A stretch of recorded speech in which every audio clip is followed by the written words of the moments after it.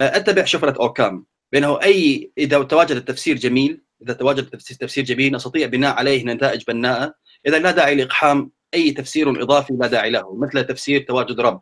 وطبق شفرة اوكام وهي بانه لا داعي لاقحام تفسير اضافي مثل تواجد رب او اله او الى اخره، لا داعي لا داعي. مشكلتي دائما مع الاديان او مع الفكر الربوبي الى اخره بانه توجد هذه القفزه الايمانيه، لكنني لن اعمل القفزه الايمانيه بواجب وجود او ما شابه.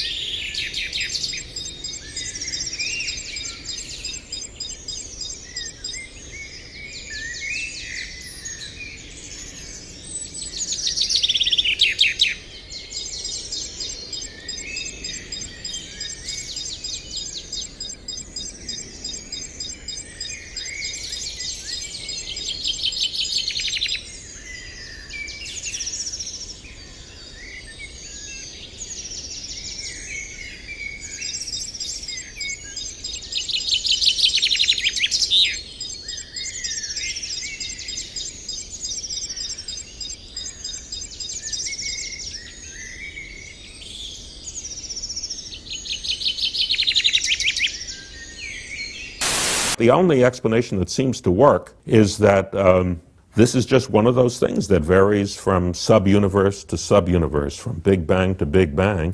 It's not much smaller than it would have to be to allow life to arise. And the fact that the cancellation is so precise means that the number of universes in the multiverse you need to postulate in order to anthropically be comfortable with it is very, very large. And it must be at least 10 to the 56, or in fact, exactly, if you think you have some idea about fluctuations at even shorter distances, I think you would say at least 10 to the 120.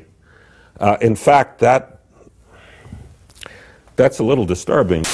Well, there is a theory of chaotic inflation due to Andre Linde at Stanford, that there are certain fields, they're the kind of fields we encounter in our modern theories of elementary particle physics. They're known technically as scalar fields that fill the universe, and essentially they're chaotic at the beginning. One does not impose any particular initial condition on the universe. It's just as complicated as you can imagine, which is a nice beginning because you don't have to fine-tune any initial conditions. And this burbles on, and you have fluctuations which are continually increasing and decreasing. It's all very complicated. Every once in a while, surely by accident, a patch of this fluctuating field happens to become smooth. That is, it doesn't vary much over a sufficiently large region of space, just by accident, not by any design. That region, you can show according to reasonable dynamical assumptions, will then blow up, will inflate, will increase in size exponentially, becoming smoother and smoother, turning into the inflationary phase, which we think preceded our Big Bang. But this didn't just happen once, it happened again and again, and perhaps time without end. And our Big Bang, that Big Bang is just one episode in a chaotic universe. The multiverse idea has some very attractive features. I mean, it arose out of thinking of theories of inflation, but it has had interesting byproducts, because if this idea is correct, and we don't yet know, at this point it's just a speculation, but if this idea is correct, there's every reason to expect that in the different Big Bangs that occur, you will have different conditions, different values for what we call the fundamental constants. And so that the fact that the constants of nature are suitable for life, which is clearly true, we observe, may not be may not be a universal fact. It may just be an accident, just as the fact that the temperature of the Earth is suitable for life. It's only, as you say, it's only on the planets that happen to be in that fortunate position. Or in the universes that happen to be. And then this is then carried over by analogy into into our universe, that it's only in those big bangs where the values of the constants are suitable where life can arise. سئمت صدقا صدقا بجد بجد سئمت من كلمة الصدفة. طيب أعطوني مقطع واحد علمي يذكر كلمة الصدفة. Every once in a while, surely by accident, a patch of this fluctuating field happens to become smooth. That is, it doesn't vary much over a sufficiently large region of space, just by accident, not by any design. سئمت صدقا صدقا بجد بجد سئمت من كلمة الصدفة. طيب أعطوني مقطع واحد علمي يذكر كلمة الصدفة. Well, yes, absolutely, as far as we can tell, and we should be thrilled by that fact. First of all, there's really no evidence of design and purpose to the universe that we can see in any case.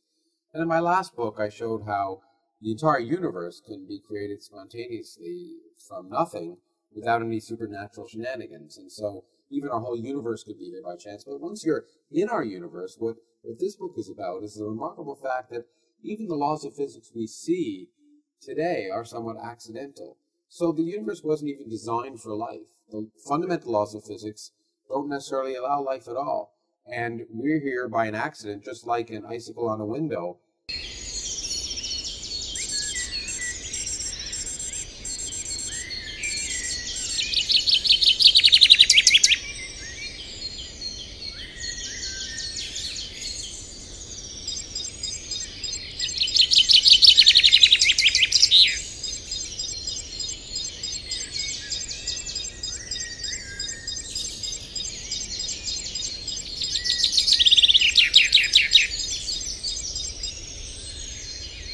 مغالطة رب الفجوات، مغالطة الفرضية المخالفة للواقع، مغالطة السبب الواحد، مغالطة الانقسام الزائف، مغالطة الاحتكام إلى السلطة، مغالطة رجل القش، مغالطة السبب الواحد، مغالطة الانقسام الزائف، مغالطة عدم الاقتناع الشخصي، مغالطة الأمور المبهمة، مغالطات منطقية، مغالطة المقارنة الزائفة، مغالطة استنقاء الكرز، مغالطة الانقسام الزائف، مغالطة انقسام زائف، مغالطة المقارنة الزائفة، مغالطة رجل القش، مغالطة السؤال الملغوم، مغالطات منطقية، مغالطات منطقية، مغالطات منطقية، مغالطة إله الفجوات، المغالطات المنطقية، مغالطة اسم مغالطة منطقية، مغالطة هويل أو مغالطة البوينغ، مغالطة الجندي العسكري الذي يقيم الإعدام.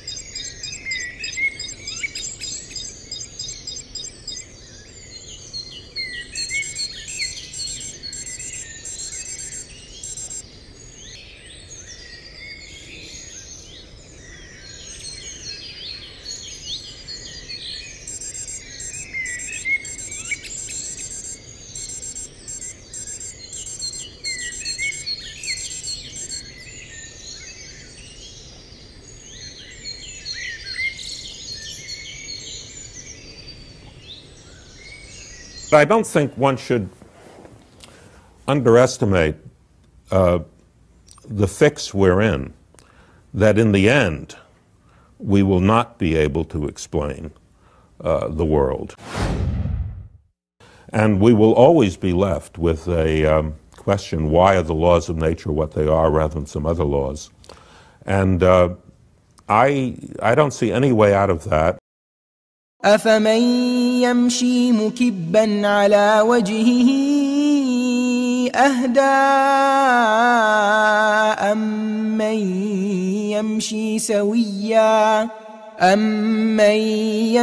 سويا على صراط مستقيم.